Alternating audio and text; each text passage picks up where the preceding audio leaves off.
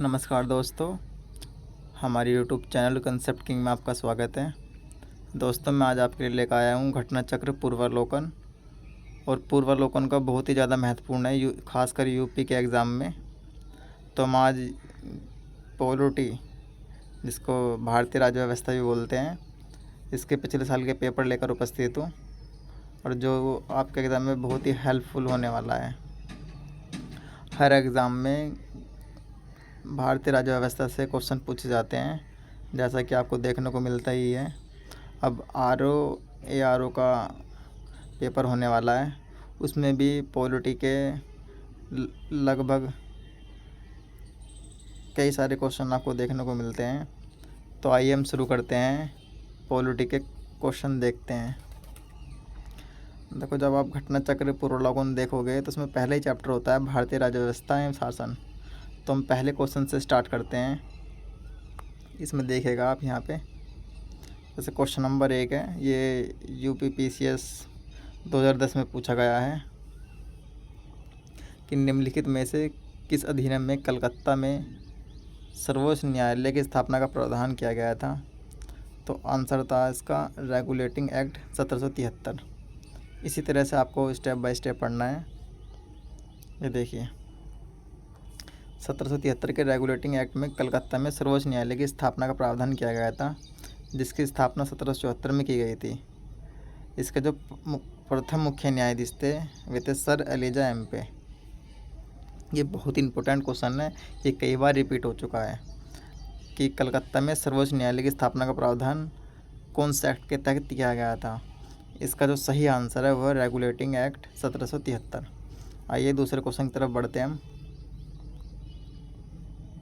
ये देखिए, अब यूपी में RO का पेपर होने वाला है और जो बहुत ही इम्पोर्टेंट पेपर है, बहुत सारे बच्चों की उम्मीद इस पर टिकी हुई है। और ये देखिए, ये वाला जो सेकंड क्वेश्चन है, जो यूपी में RO में 2016 में पूछा गया था। तो पढ़ते हैं। ये देखिए, सर्वोच्च न्यायालय की स्थापना के संबंध में निम्नलिखित में से कौन से कथन सही है। पहला, कलकत्ता में सर्वोच्च न्यायालय की स्थापना 1773 के रेगुलेटिंग एक्ट के द्वारा की गई थी। ये देखो, पहला स्टेटमेंट वही है जो पहले क्वेश्चन में पूछा गया था, तो यानी कि पहला तो सही है इसका। फिर देखते हैं दूसरा, लेमिस्टर इस न्यायालय के प्रथम मुख्य न्यायाधीश थे। ये भी देखो, ये गलत है, क्योंकि सर एलिजा एम्पे इसके प्रथम मुख्य न्यायाधीश थे। तो इसका मतलब ये हुआ, इसका केवल फर्स्ट आंसर ठीक है, केवल फर्स्ट स्टेटमेंट ठीक है, और जो सेकंड वाला है ये गलत है। ये देखिए पहला क्वेश्चन मैं आपको दिखाता हूँ। देखो, 1773 के रेगुलेटिंग एक्ट में कलकत्ता में सर्वोच्च न्यायालय की स्थापना का प्रावधान किया गया था, जिसकी स्थापना 1774 में की गई थी, और सर एलिजा एम्पे इसके प्रथम मुख्य न्यायाधीश थे। यहाँ पर देखिए दोस्तों, ये क्वेश्चन बहुत बार रिपीट होते हैं, तो आपको ध्यान से पढ़ने हैं और ध्यान से आपको वीडियो देखनी है। देखो, थर्ड क्वेश्चन देखते हैं।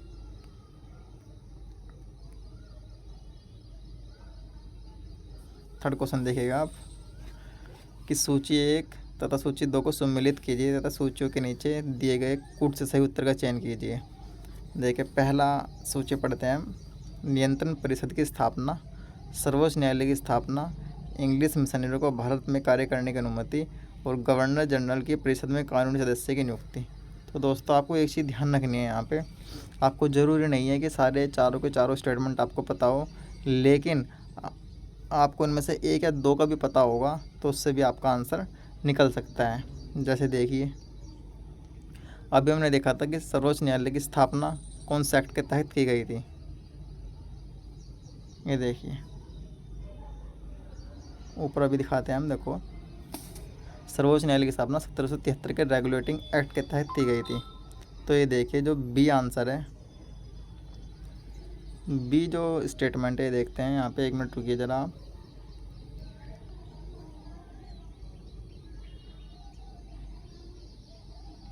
ये देखिए, यहाँ पे जो बी वाला स्टेटमेंट है, सर्वोच्च न्यायालय की स्थापना, तो देखिए यहाँ पढ़ते हैं कौन सा एक्ट यहाँ पे आएगा। तो देखो, नियामक अधिनियम 1773, पीट्स का भारतीय अधिनियम 1784, चार्टर अधिनियम 1813, चार्टर अधिनियम 1833। तो देखिए सर्वोच्च न्यायालय की स्थापना भी आपने पढ़ा है कि 1773 के रेगुलेटिंग एक्ट के तहत की गई थी। तो यानी कि जो बी स्टेटमेंट है, तो बी का पहला तो है ही है। 1 मिनट रुकिए दोस्तों,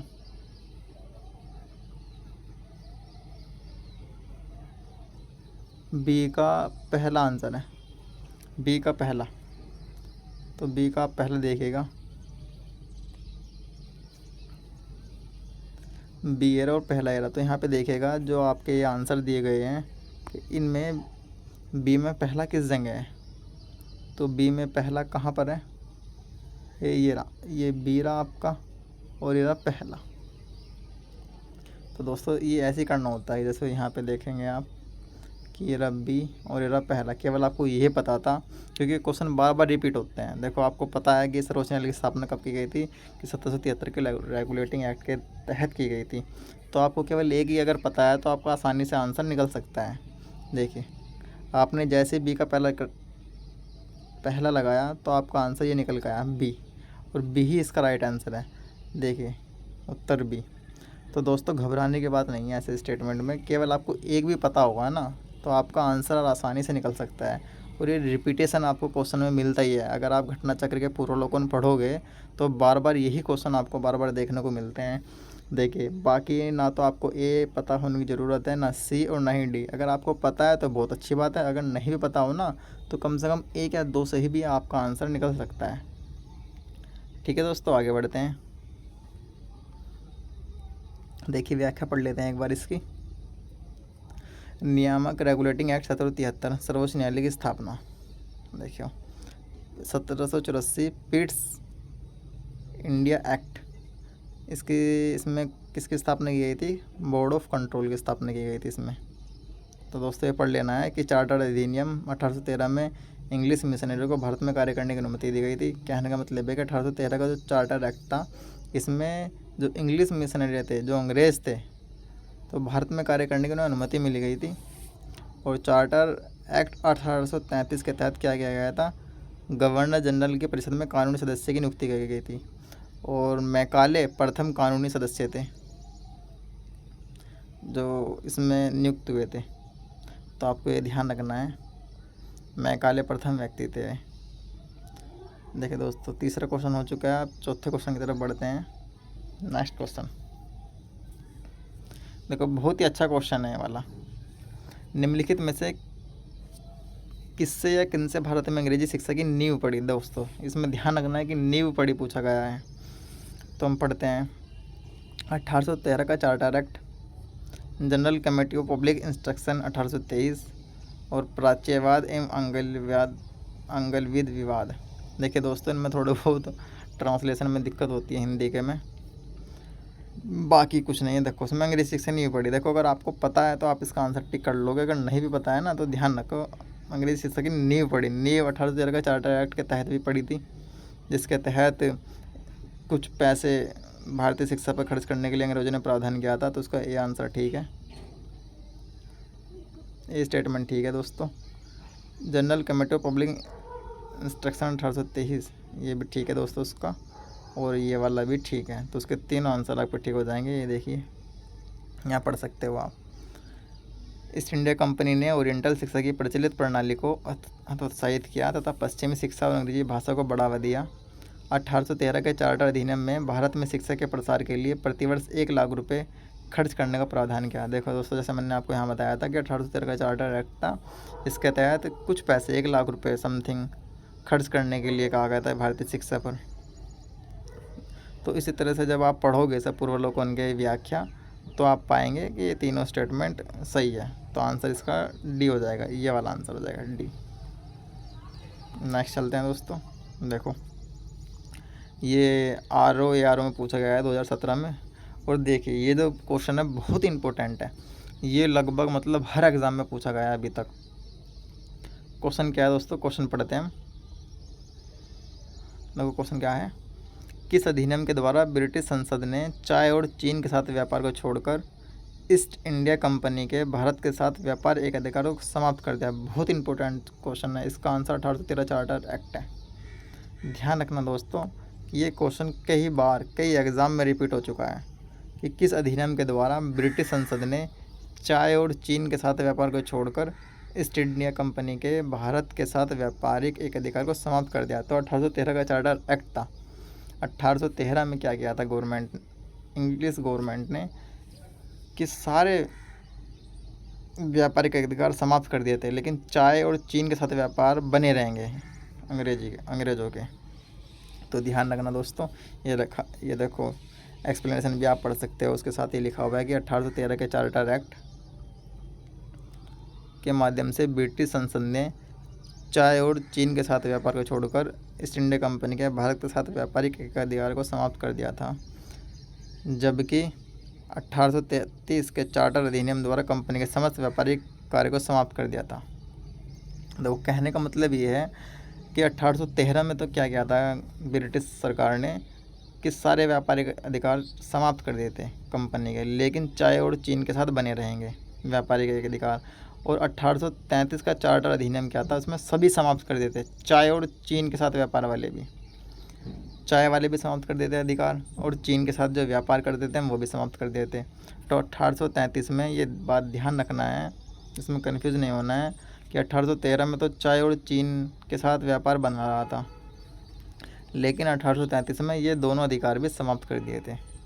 ये बात ध्यान रखना, बहुत इंपॉर्टेंट डेट है ये वाली। 5th क्वेश्चन देखो, ये देखो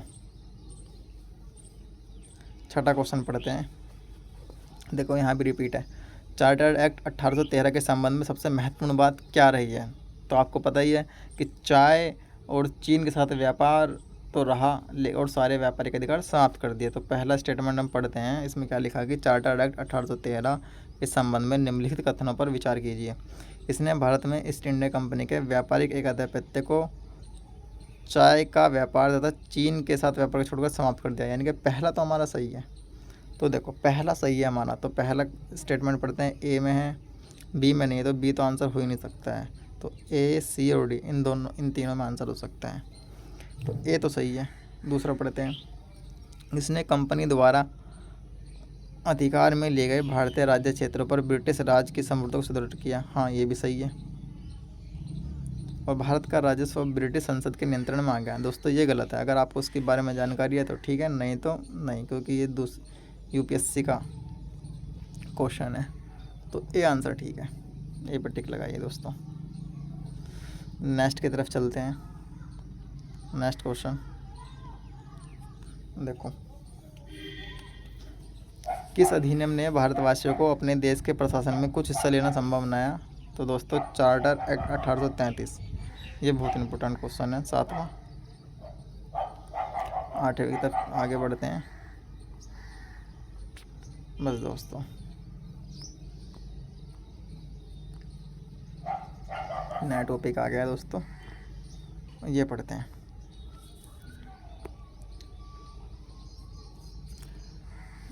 निम्नलिखित में से किस अधिनियम के अंतर्गत भारतीय विधान परिषद को बजट पर बहस करने की शक्ति प्राप्त हुई थी। तो दोस्तों इसका जो सही आंसर है वो बी है, भारतीय परिषद अधिनियम 1892 1892। तो निम्नलिखित में से किस अधिनियम के अंतर्गत भारतीय विधान परिषद को बजट पर बहस करने की शक्ति प्राप्त हुई थी। तो दोस्तों ध्यान रखना है, भारतीय परिषद अधिनियम 1892। आगे तरफ चलते हैं दोस्तों। अगर मैं व्याख्या पढ़ूंगा तो उसका बहुत ही ड्यूरेशन लंबी हो जाएगी, तो इसलिए आपको व्याख्या आप अपना पढ़ सकते हैं वीडियो पॉज करके। ये देखिए, ब्रिटिश भारत में सांप्रदायिक प्रतिनिधित्व की व्यवस्था निम्नलिखित में से किस अधिनियम द्वारा की गई थी। तो मोर्ले मिंटो सुधार। तो दोस्तों ये बहुत ही इंपॉर्टेंट क्वेश्चन है ये वाला, मोर्ले मिंटो सुधार। इसके तहत क्या कहा गया था कि भारत को बांटने की कोशिश की गई थी। इसमें कम्युनल अवार्ड जिसे बोलते हैं, सांप्रदायिक प्रतिनिधित्व की व्यवस्था, तो जो मुस्लिम लोग थे उनके लिए अलग से वोटिंग देने का राइट दिया गया था। तो इसमें बांटने की कोशिश की गई थी ताकि भारतीय राष्ट्रीय आंदोलन को कमज़ोर किया जा सके। तो इसका जो सही आंसर है मोर्ले मिंटो सुधार, बी आंसर इसका एकदम करेक्ट है। तो 3rd पे चलते हैं, नेक्स्ट पे चलते हैं। ये देखिए,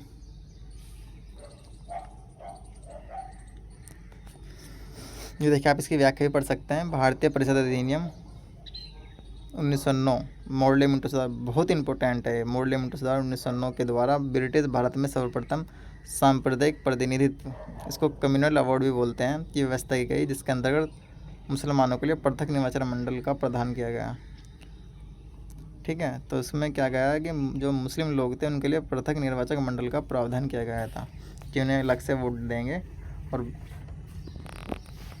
और जो हिंदू लोग हैं, जो अन्य समुदाय के लोग हैं, उन्हें वोट नहीं करेंगे। तो ये सिस्टम इसमें रखा गया था जो बहुत ही भारतीय हितों के लिए हानिकारक था।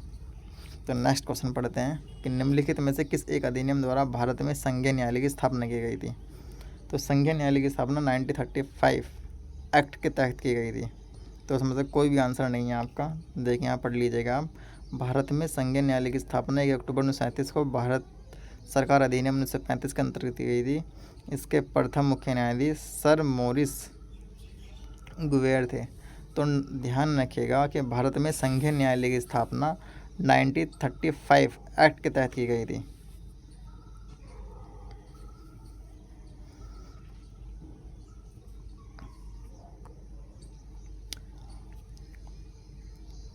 देखिए दोस्तों, देखो ये क्वेश्चन रिपीट है। थर्ड क्वेश्चन पढ़िए और आप फोर्थ पढ़िए कि भारत का संघीय न्यायालय निम्नलिखित में से किस वर्ष में स्थापित किया गया था। देखो, अगर पूछा गया कि कौन से एक्ट के तहत स्थापित किया गया था, तो एक्ट था, सबको पता है कि भारत सरकार अधिनियम 1935, लेकिन किस वर्ष स्थापित किया गया था, तो 1937 में। जो इसका बी आंसर है, ये इसका एकदम करेक्ट आंसर है बी। तो बी आप ध्यान रखना है कि अगर पूछा जाए कि भारत का संघीय न्यायालय किस एक्ट के तहत स्थापित किया गया था, तो 1935, और किस वर्ष स्थापित किया गया था, तो 1937। तो इसका बी आंसर है। तो बी आंसर आप ध्यान रखना।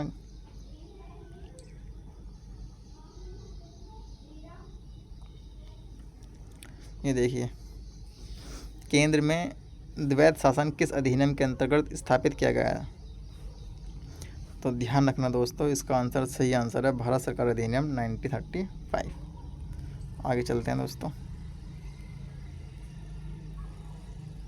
ये देखिए, ये जो नेक्स्ट क्वेश्चन है, देखो ये भी रिपीट है। ये घटना चक्र को पढ़ने का यही बहुत महत्वपूर्ण फ़ायदा होता है कि इसमें क्वेश्चन एकदम ये पता चलता है कि इसमें रिपीटेशन बहुत ज़्यादा होता है, और हमारा ध्यान उन रिपीटेशन क्वेश्चन पर बार बार जाता है, तो हमें बार बार अच्छे से याद हो जाते हैं, वे हर एग्ज़ाम में पूछे जाते हैं। देखो आप, जो 5th क्वेश्चन है, 5वां क्वेश्चन है, इसको पढ़िए।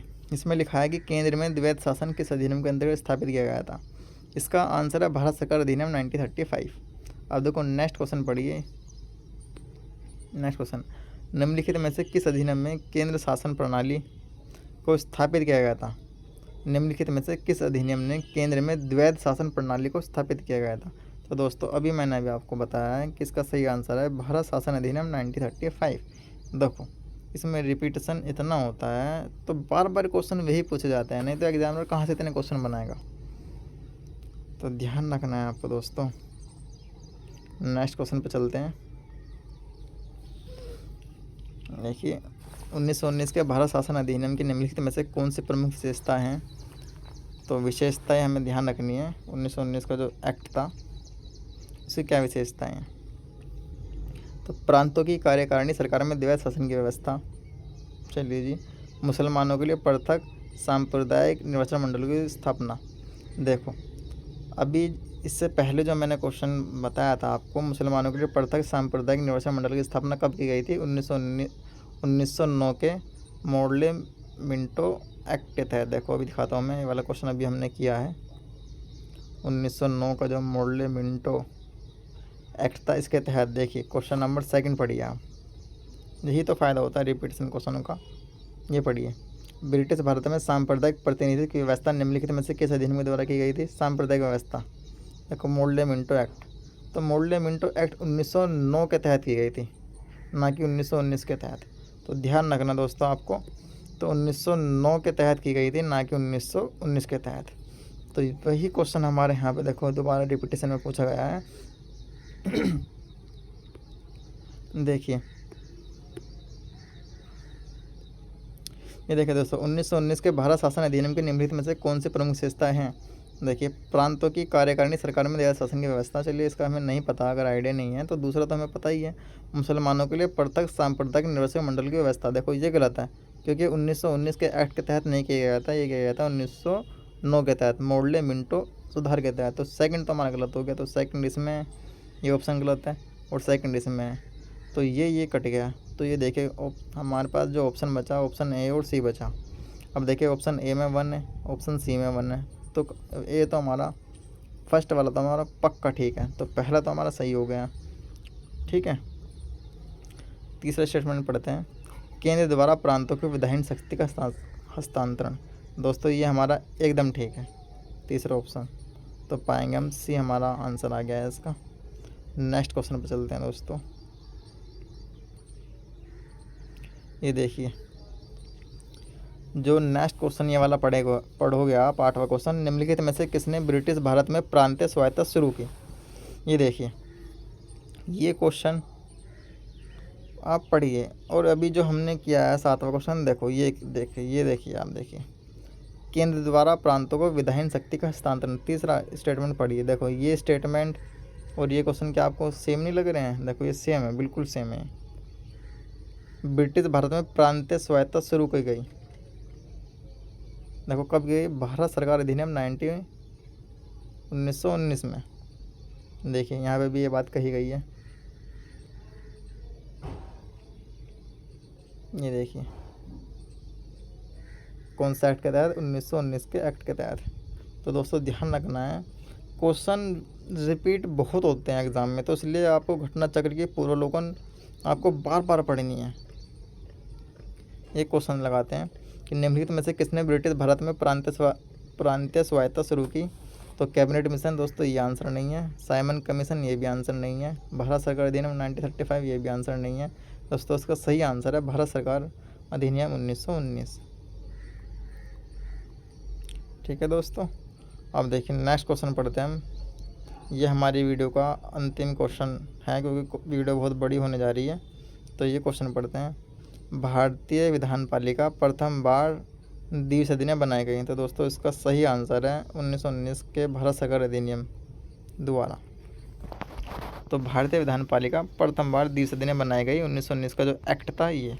तो दोस्तों ये रही आज की वीडियो, और मैं कोशिश करूँगा कि नेक्स्ट वीडियो में आपको जो एक्ट हैं, जितने भी एक्ट अभी तक आए हैं, कि 1909 का एक्ट, 1919 का एक्ट, 1935 का एक्ट, ये एक्ट एक बार आपको ठीक से बता सकूं।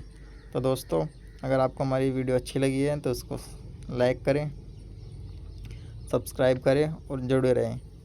मैं ऐसी ही इन्फॉर्मेशन से भरी वीडियो बनाता रहूँगा, और इस सीरीज़ की सेकंड वीडियो आपको अगली बार देखने को मिलेगी। तब तक के लिए आप जुड़े रहें, अपनी पढ़ाई करते रहें। धन्यवाद।